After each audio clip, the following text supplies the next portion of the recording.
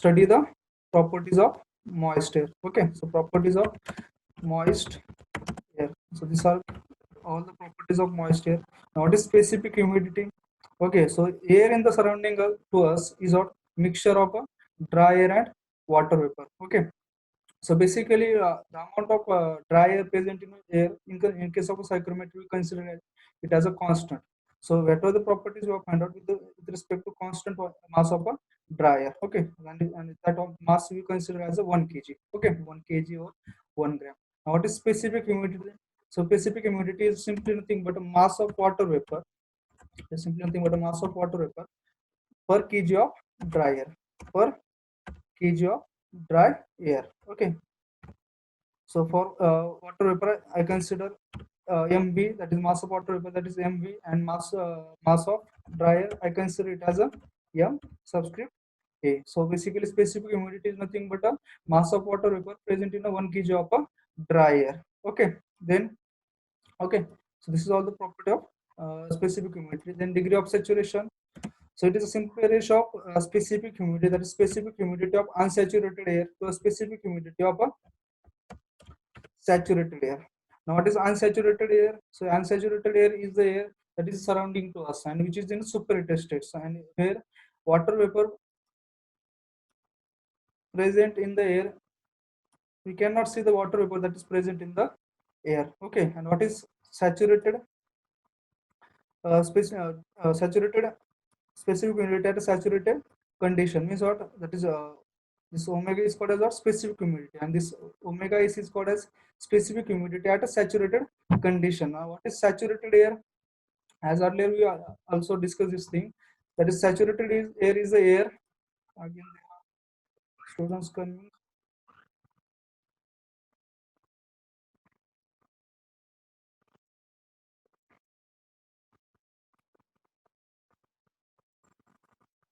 Okay,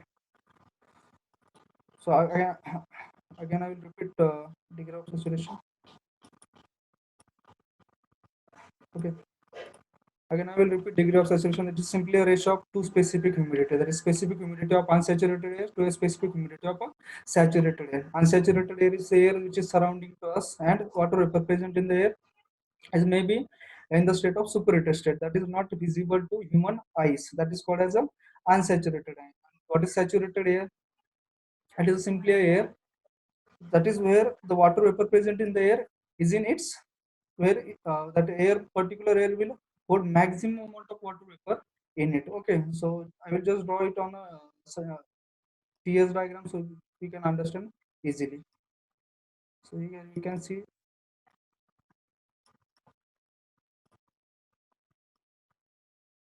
TS diagram. Okay, this consider as a temperature versus entropy. As you all know that the saturation curve can be drawn like for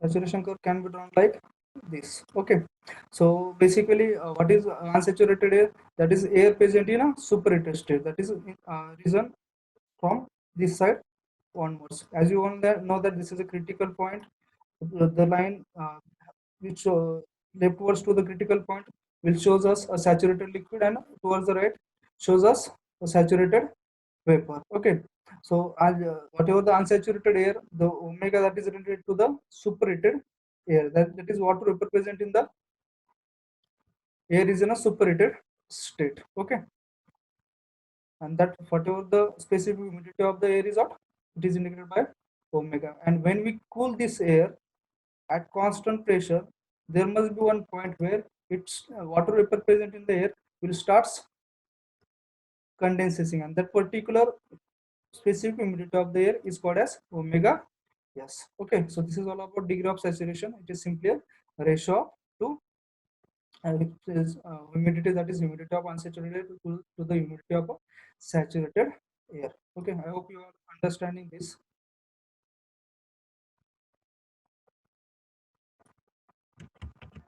Okay, the next term is what? Absolute humidity. So specific humidity is related to what? That is mass of water vapor present in a 1 kg of a dry air. Similarly, absolute humidity is what? Absolute humidity is ratio of mass of water present in a unit meter cube of a dry air. That is, it is related to the volume of a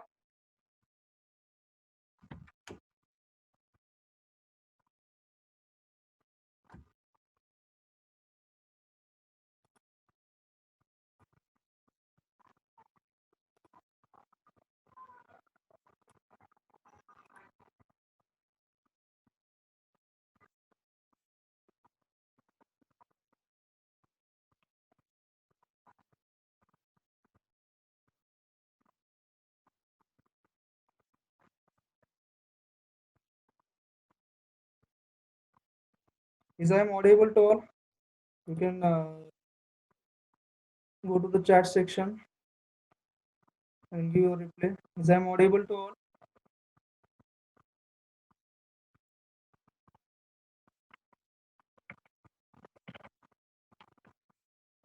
Okay.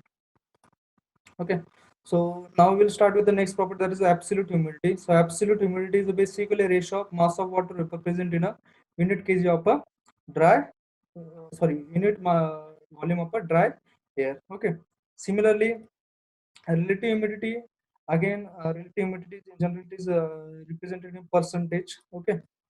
Relative humidity, that is the simply a ratio of mass of water vapor in a moist air to the mass of water vapor when air is at a saturated condition. So this can be written as like this: mass of water vapor present in a mass of a,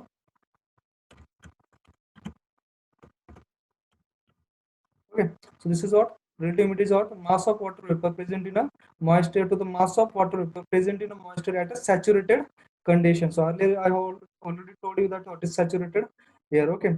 So again, dry bulb temperature, it is a simpler temperature measured by ordinary thermometer. That is temperature of air that is surrounding to us.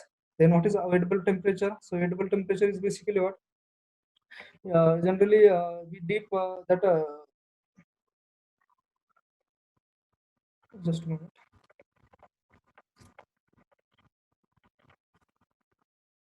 Okay, so to measure the wet bulb temperature, we just what we do, we just dip the bulb of a thermometer inside a wet cloth so that the temperature can be measured. And generally, every time wet bulb temperature of air for any air can be always be less than. Just a minute.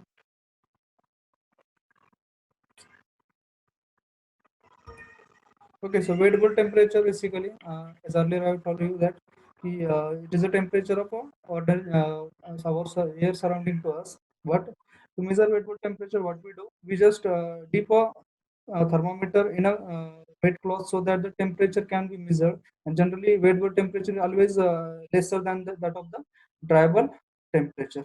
Okay. Next property of the air is dew point temperature. So dew point temperature, that is air correspond. It is a temperature corresponding to the saturation condition of the air. As earlier, I have told you that air is saturated when it will hold maximum amount of water vapors in it. So dew point temperature is the temperature at which water vapor present in a dry air start condense. Okay, so these are all the properties of moist air which are important, and MCQs will be maybe asked in university exam, as the pattern is decided that the MCQ will be taken in the exams. Also, 100% MCQ will be there for the exam. So these are very much important because the 1 mark question will be asked in exam on any of the properties. Okay.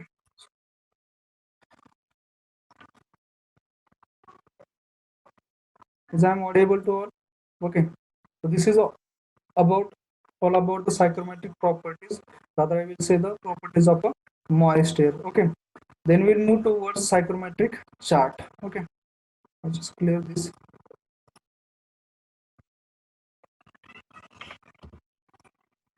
Okay. Next thing that we have to study is what psychrometric chart. This is very much important.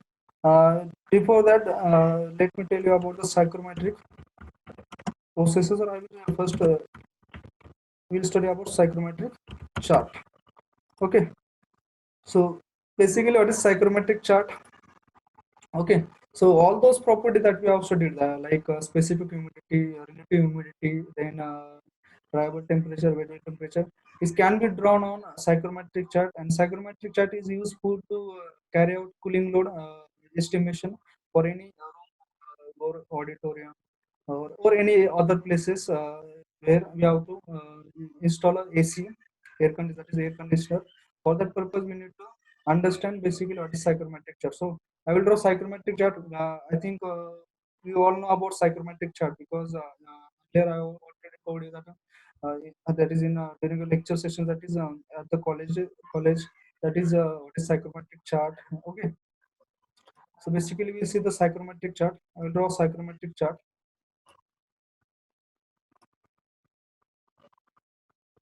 So psychrometric chart is somewhat like this.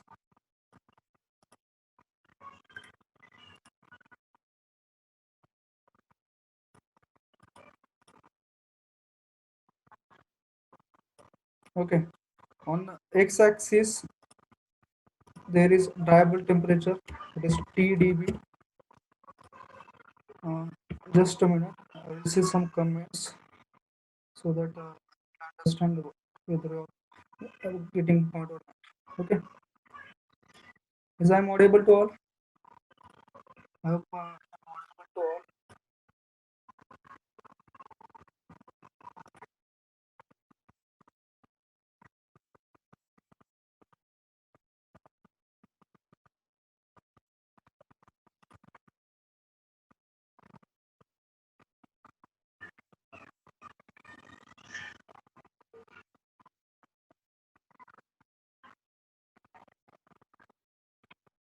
I think from your comments, I think I am not audible to all. Maybe now I am audible to all. Yes.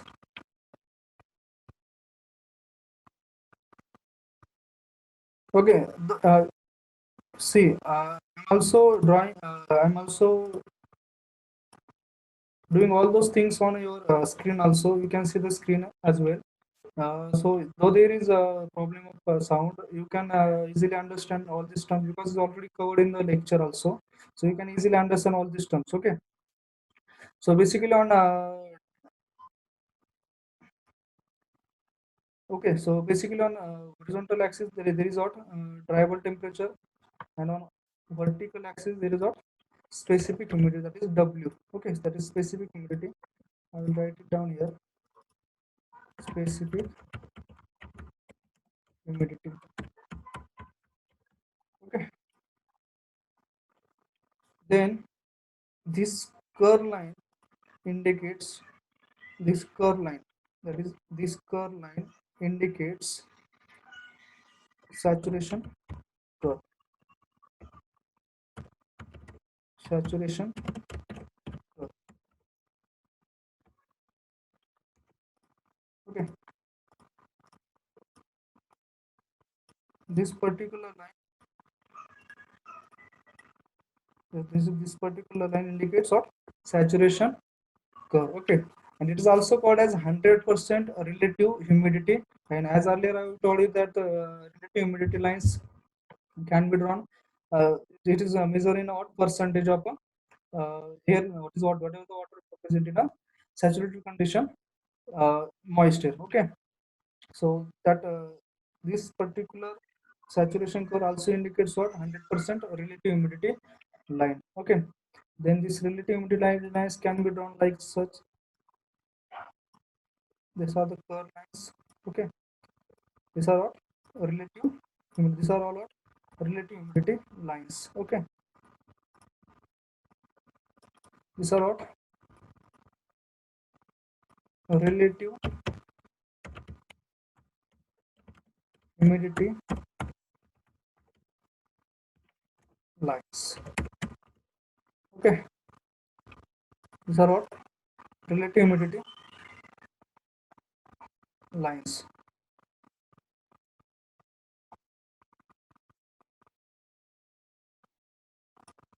Okay, these are what relative humidity lines. This saturation curve line indicates what 100%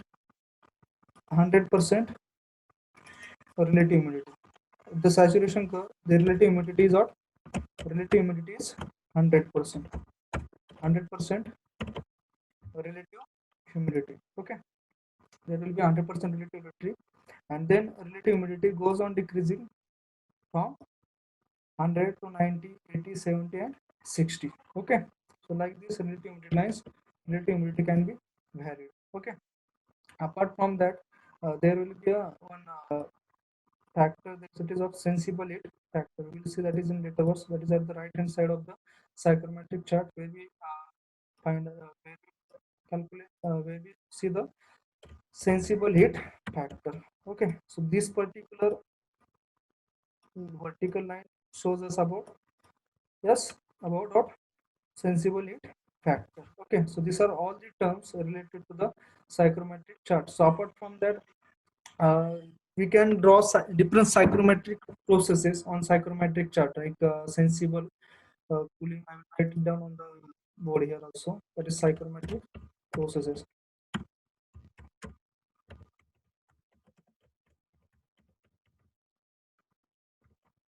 Okay, so basically there are mainly four types of psychrometric processes basically.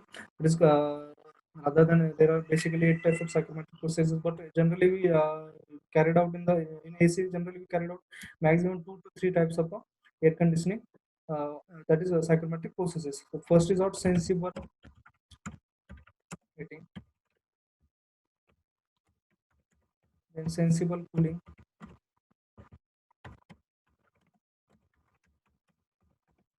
then humidification,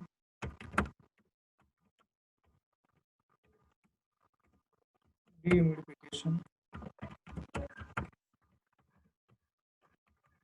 Okay, so these are all the psychrometric processes. Okay, so I will draw all those processes. So first of all, we'll see about the sensible heating process on a psychrometric chart. For that, I just erase all those lines so that we can easily draw it on the. Okay, so first of all, we'll see about the psychrometric sensible heating. So sensible heating means what? We already know that what is meant by sensible heat. That is the amount of heat required to raise the temperature of a whatever the medium is there. Okay, but for the substance to increase its temperature, whatever is supplied to the substance will be what? Sensible heat. Similarly, in order to change the phase of the substance, we need to supply some latent heat. Okay, so basically sensible heating is a process where we heat up the air. Okay, there must be some duct. Okay, in that there must be a heating coil. Okay, this is heating coil. There is air coming with a temperature of TD. We'll say consider this as TD1. Okay, and after heating, its temperature becomes TD2. That is TD2. Okay, and so I'm considering this coil temperature as TD3.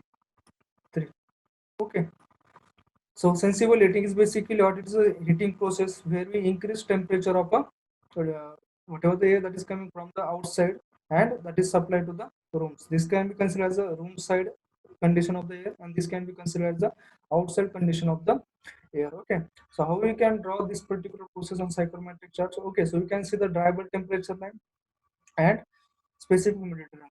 Now, in case of a sensible heating, specific humidity remains constant, but dry bulb temperature will increases. Okay, so dry bulb temperature increases. This can be drawn like this. Okay, and its temperature can be rise from one. Okay,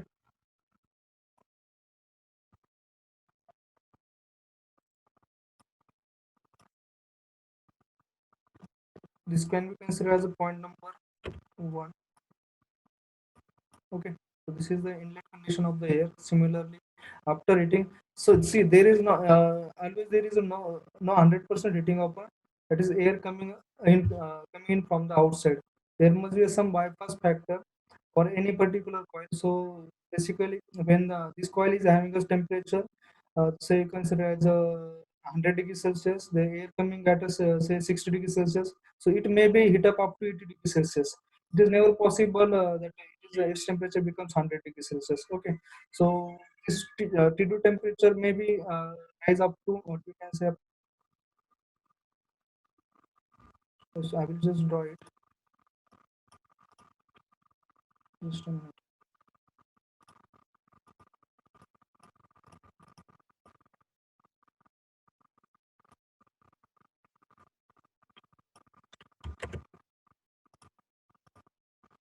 Okay, so this I'm considering this point as a point number 2. Okay, and surface temperature of a coil. Okay, surface temperature of a coil. So this is point number 1.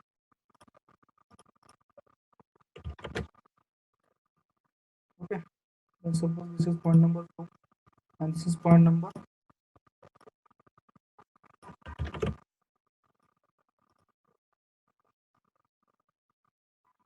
Okay,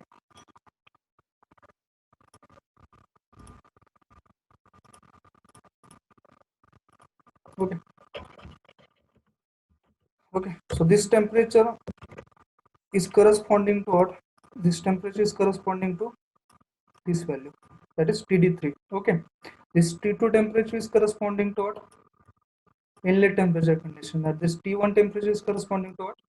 Outlet temperature conditions. Okay, so basically we are, and this process will be carried out from 1 to 2. So there will be arrow in this direction. Okay, there will be arrow this particular direction. Okay, so this will be what? Sensible heating process. So in that process there will be must be some bypass factor of the coil. So the bypass factor can be calculated with the help of simple formula. That is bypass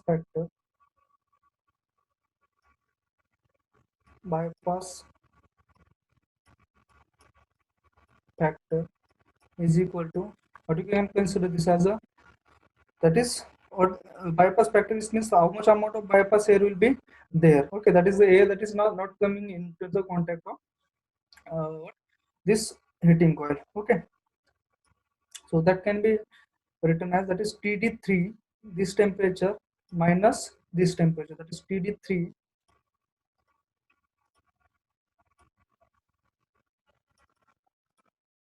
write it down over here.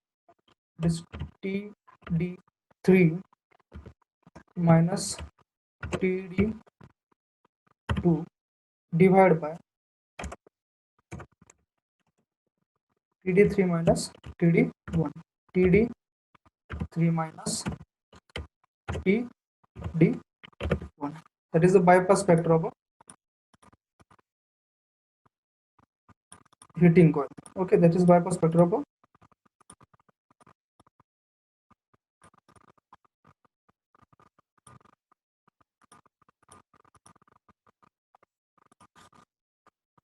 okay, so this is for the heating coil, for a heating coil. Okay, similarly, I hope you are understanding. Yes.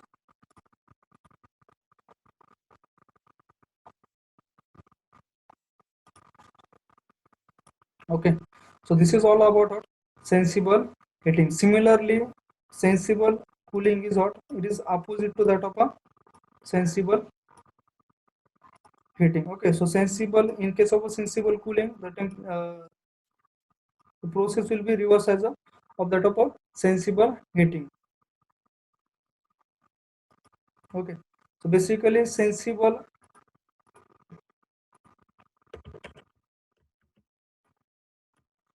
in case of a sensible cooling, what is our purpose is to cool the air and maintaining the specific humidity constant. Okay, so I'm considering that the air that is coming in, that is at a temperature lower than this temperature of our room temperature air. Suppose I'm considering that, so that is, this is for the cooling purpose. That is air surround, that is air in the atmosphere will have a higher temperature and air in the room will have a lower temperature.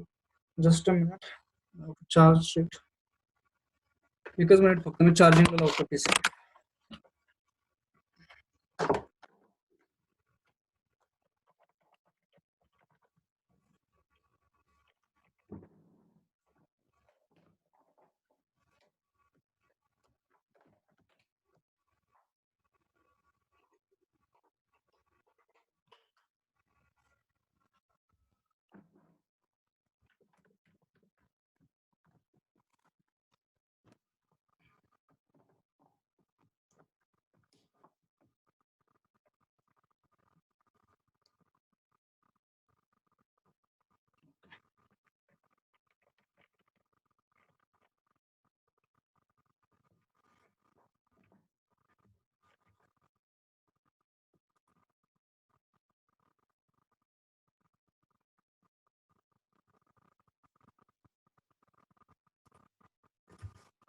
Okay, so in case of a sensible cooling, what is the purpose is to purpose is to just cool the incoming air. Okay, so this,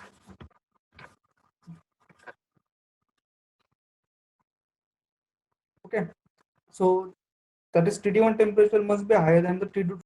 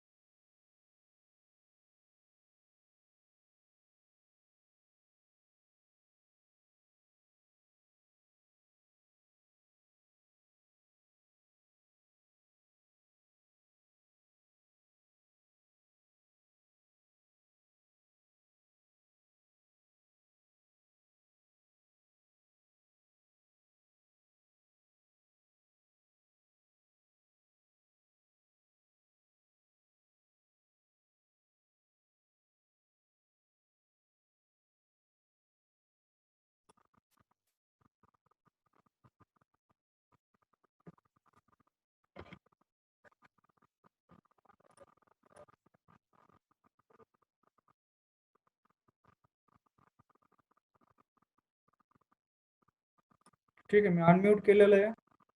आता audio clear येत असेल. Okay, ठीक आहे. Now next process that is our cooling sensible cooling. Okay, so basically sensible cooling is what, where we have to cool the surrounding air and pass that cool air to the room. Okay, so this is what the sensible cooling. So in case of sensible cooling, there will be what, one cooling coil will be there. Cooling coil will be there. Okay, the outside air supply I'm consider this as a TD1, and inside condition of air I'm consider this as a TD2. Okay, and this surface temperature I'm considering this as a TD3. Okay, that is TD3. Now this process can be drawn on psychrometric chart like such, where variable temperature remains constant and space, sorry, variable temperature will decrease and specific humidity will remain constant. Okay, so this will be, this point can be considered as point number 1. This point can be considered as point number 2, and this can be considered as point number 3. Okay, again there will be some bypass air, that is 100% air will not be passed over this particular coil, so there will be, must be a bypass factor. So bypass factor for a cooling coil must be equals to bypass factor for cooling coil is equal to, okay, so this will be equals to what, that is the amount of air that is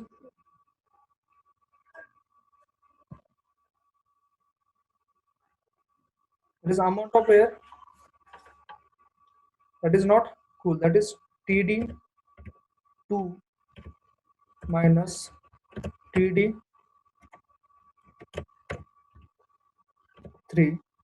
Okay, TD2 minus TD3 divided by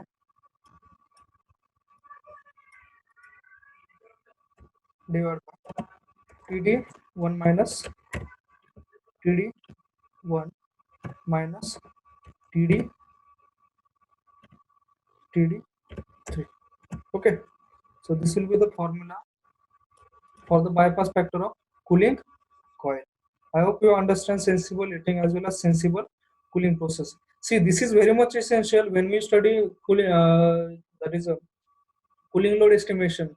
Whenever we have to solve problems of cooling load estimation, this is very much essential because all those processes need to be carried out in a in that particular lectures also. Okay, so sensible cooling can be drawn, arrow can be drawn like this. That is to one point, that is the temperature of outside air, and TD2 is temperature of inside air, and TD3 is the effective surface temperature of the air. It is also called as, this particular temperature of air is also called as apparatus dew point temperature. Apparatus, I'll write down here, apparatus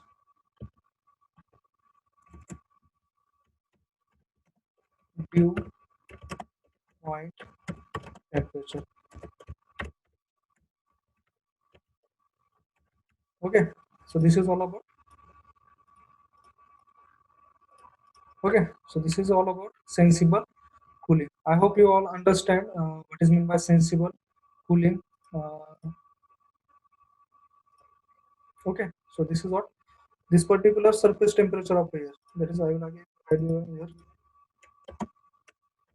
surface temperature of heating or cooling coil. Cooling coil. Okay, surface temperature of heating or cooling coil. Okay, so this is all about sensible cooling. Okay, now we'll move towards next process, that is humidification. Now, what is humidification? That is addition of moisture. The process will be can be done like this. I just erase first of all this part.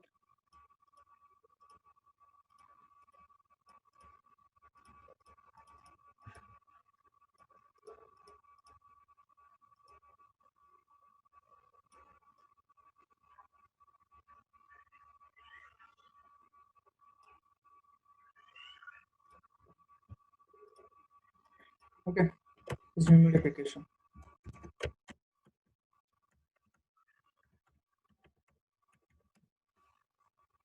Okay, so humidification means addition of moisture by maintaining temperature constant. This particular process can be drawn on psychrometric chart, like so. That is vertical line. Okay, where humidification means simply addition of moisture, means at the starting condition, the specific humidity of air is omega 1. Okay, specific humidity of air is omega 1.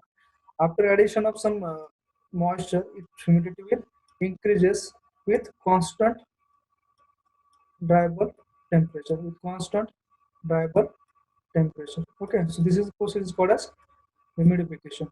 Okay, I will try it. This arrow can be drawn like this. Okay. Similarly, there will be dehumidification process. Process this can be written as, that is opposite to the humidification process, and that is what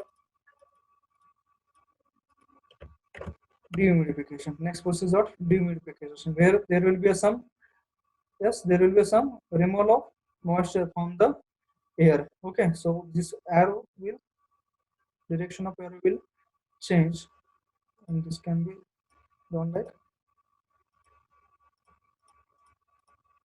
okay, so this process can be done like such. Okay, the arrow will be like such. Okay, so this is what dehumidification process. Apart from that, in air conditioner, combination of process will be carried out. That is combination of, say, what we can say, in case of a summer air conditioner, summer air conditioner, process that is carried out in an air conditioner is cooling and dehumidification. Okay, in case of a summer air conditioner, the process that is carried out in the air conditioner is of cooling and dehumidification. That particular process can be done like such. That is cooling with dehumidification. Cooling with dehumidification. Okay, this process can be done like such. Okay, the process is called as cooling with dehumidification. Okay,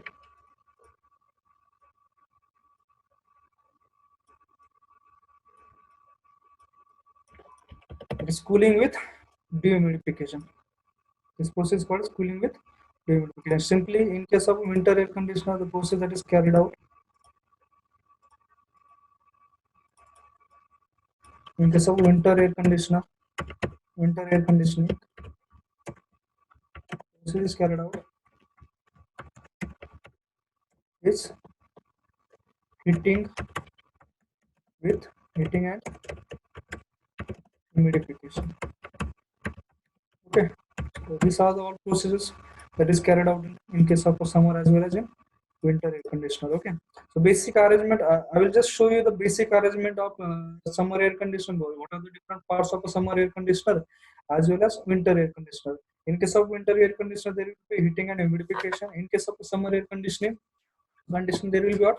Cooling and dehumidification process that is carried out. Okay, so in case of a summer air conditioner, okay, summer air conditioner basically consists of following parts. Okay, so I will just draw it for you. I will just first erase this.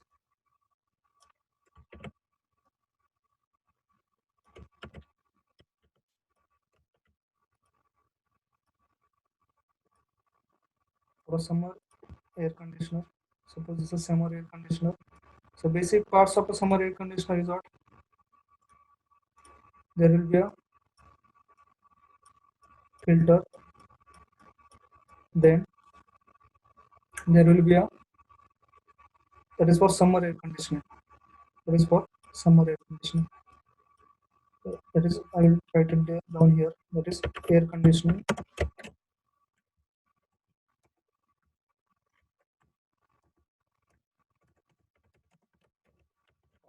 Okay, that is for summer air conditioner.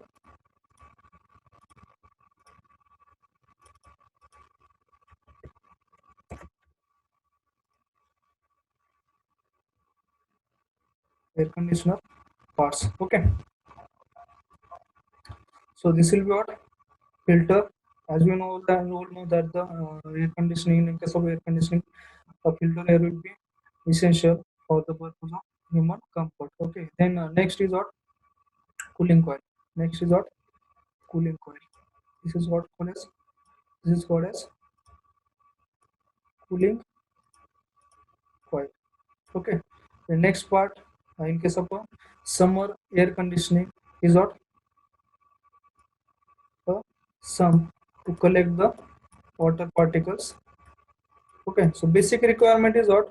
Is to cool air along with the dehumidification. So dehumidification can be done.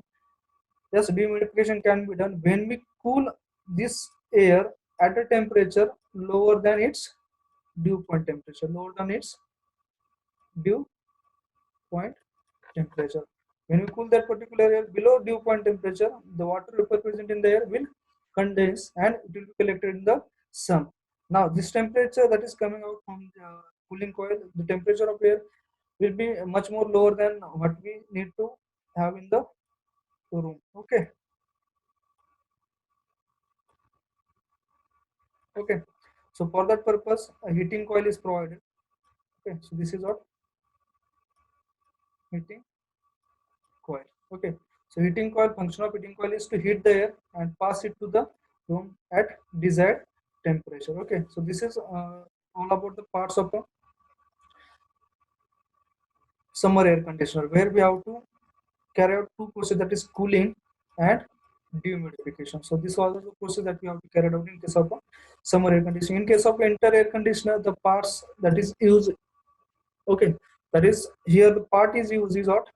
The main part is necessary in case of a,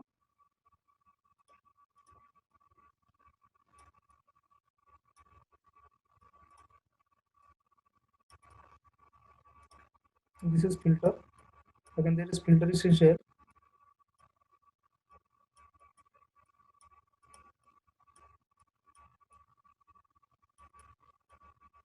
Okay, so this is what? Filter is there. Then there will be what?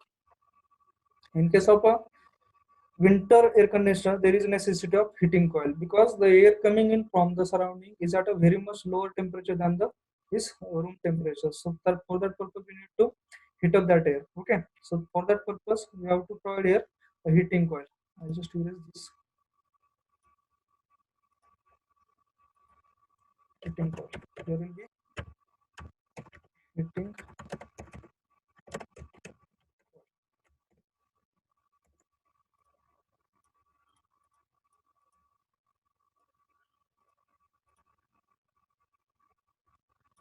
Okay, this will be what? This will be what? Heating coil. Now this is what? This is called as humidifier. In case of a winter air conditioner, we need to have a humidifier as well. Okay, so this we need to have a humidifier. And then again there is what? One rate coil also there. One more rate coil is there.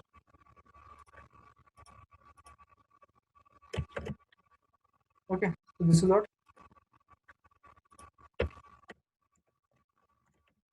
Heating coil. Okay, this is what? Heating coil. Okay, so whatever the cool air from the surrounding, okay, whatever the cool air from the surrounding, that is at a temperature suppose TD1, okay, that is suppose TD1 is less than TD2, that is room temperature. TD2 is what? Room temperature. Under such condition, we have to use such type of a air conditioner, that is winter air conditioner, where we have to heat the air and we have to humidify the air. For that purpose, we have to provide humidifier over here, heating coil. Again, this is also called as a heating coil. Okay, this is all about winter air conditioner and summer air conditioner, and this is all related to our comfort air conditioning. This is what? This is all the classification of comfort, classification of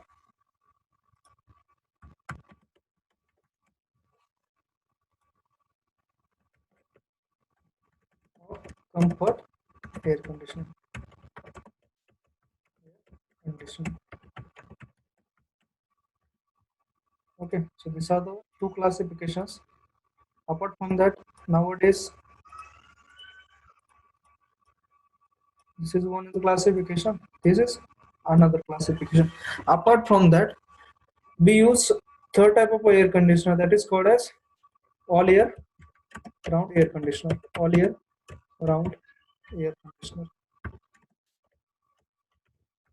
Air conditioner means this air conditioner is used in summer as well as in winter conditions. Okay, so in this particular air conditioner, okay, in this particular air conditioner, that is the third classification of comfort air conditioner. That is the third classification of comfort air conditioning. So in this particular, we use one cooling coil, humidifier, and heating coil. Okay, so instead of heating coil, there will be what? Cooling coil. There will be what? Cooling coil. In case of a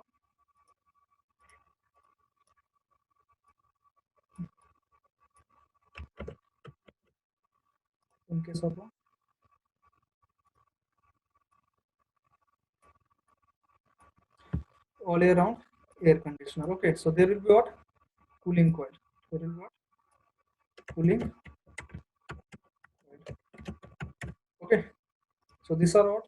Classification of comfort air conditioner, where we generally carried out different psychrometric processes. That is, it may be a sensible heating or sensible cooling. Generally, in case of a all year round air conditioner, this in case of a winter, this cooling coil is ineffective, and only heating coil and humidifier is effective. And in case of a summer, this cooling coil is also effective in effect, and this heating coil is also in effect. Okay, so this is all about our all year round air conditioner, summer air conditioner, and winter air conditioner.